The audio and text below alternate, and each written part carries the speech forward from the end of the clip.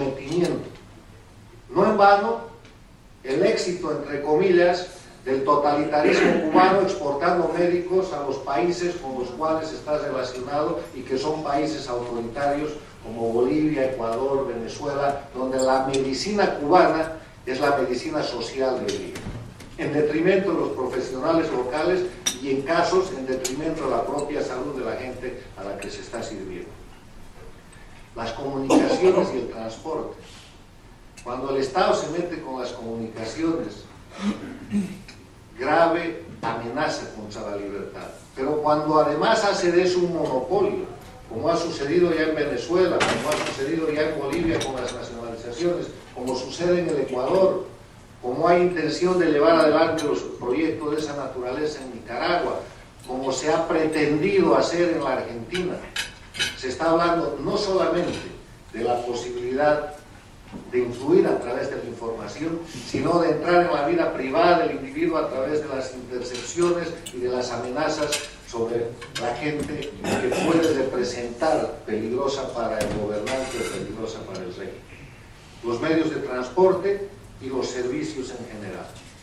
O sea, para ubicar dónde están los estados latinoamericanos entre la democracia y el autoritarismo, entre la libertad y la no libertad, entre la democracia y la no democracia, yo les planteo hoy día 4 parámetros de carácter objetivo, de carácter empírico, que son el reconocimiento de los poderes del Estado, la observación de las libertades, la observación de la oposición y la constatación de la situación de las instituciones del Estado.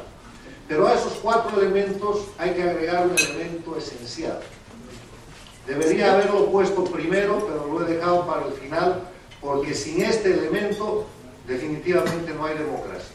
Y es el control de constitucionalidad, que es un elemento técnico que en general la gente tiende a ignorar.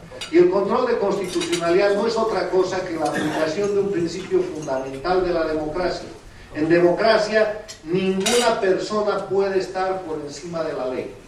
El momento en que un individuo, en cualquier estado, en cualquier gobierno, en cualquier régimen, se pone por cualquier motivo por encima de la ley y no hay un mecanismo para controlar y volverlo a su lugar, se acabó la democracia. Y ese mecanismo se llama control de constitucionalidad. Y ese mecanismo es el que ha hecho grande la democracia en los Estados Unidos, donde la Corte Suprema de Justicia tiene la potestad y además tiene la tradición de decirle a la autoridad del poder que fuera o al particular que fuera: el acto que usted ha cometido está al margen de la Constitución y por lo tanto no vale. Los países que no tienen esa defensa, entre los que desde luego vamos a contar a Cuba, Venezuela, Bolivia, Ecuador, y veremos lo que pasa en Nicaragua, los países que no tienen esa defensa están prácticamente expuestos a cualquier situación de confrontación no democrática en la defensa de sus libertades y garantías. El control de constitucionalidad es la piedra fundamental del Estado democrático, porque es el límite natural, el mecanismo natural de limitación del poder absoluto. Y en democracia no puede haber poder absoluto. En democracia, reitero y repito, no puede haber ningún individuo, institución o ente que ni siquiera por un instante se ponga por encima de la ley, que no es otra cosa que la representación de las libertades y las garantías a las libertades y los derechos fundamentales. Establecidos estos parámetros, permítanme ocuparme muy brevemente de lo que es ahora la realidad objetiva de nuestro continente. Con estos instrumentos, con estas herramientas, lo que digo aquí es absoluta opinión personal y además los invito a discutir y a contradecir la misma.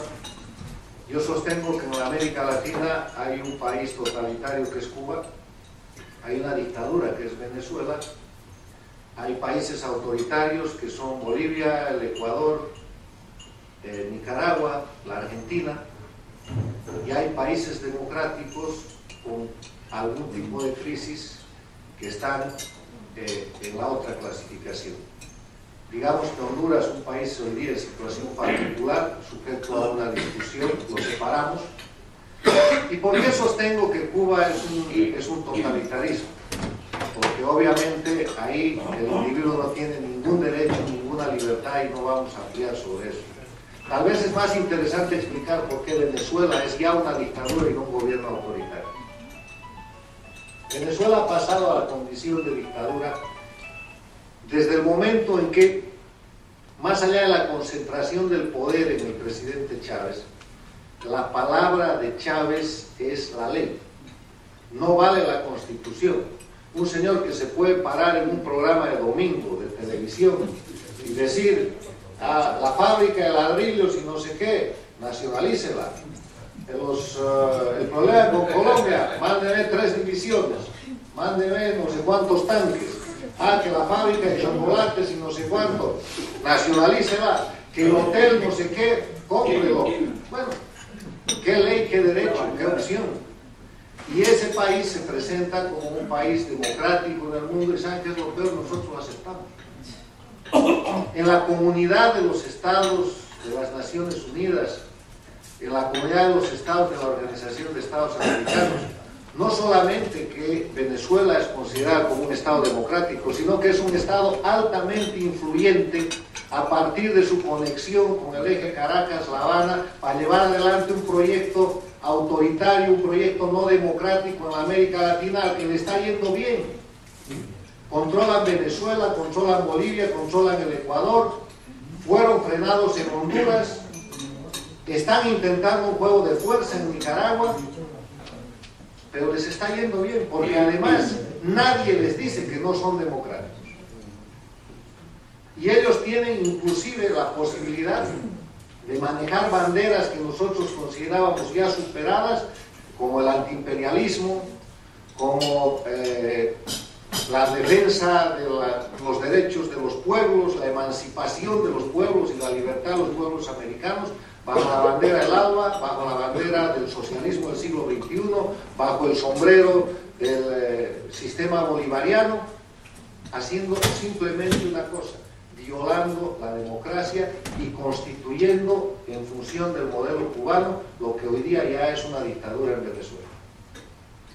Pónganle a Venezuela cualquiera de los parámetros estos y verán ustedes que el próximo paso para que eso sea un régimen totalitario, no sé si llegará a eso, es que el señor Chávez empiece a controlar la vida privada de las personas, que ya lo debe estar haciendo en algún espacio territorial, pero no es todavía un proceso general.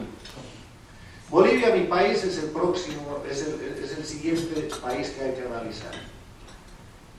Conversando con un profesor universitario, me decía: ¿por qué Bolivia no es ya una dictadura? Yo creo que es una dictadura. Yo le decía: no, todavía, va a ser una dictadura después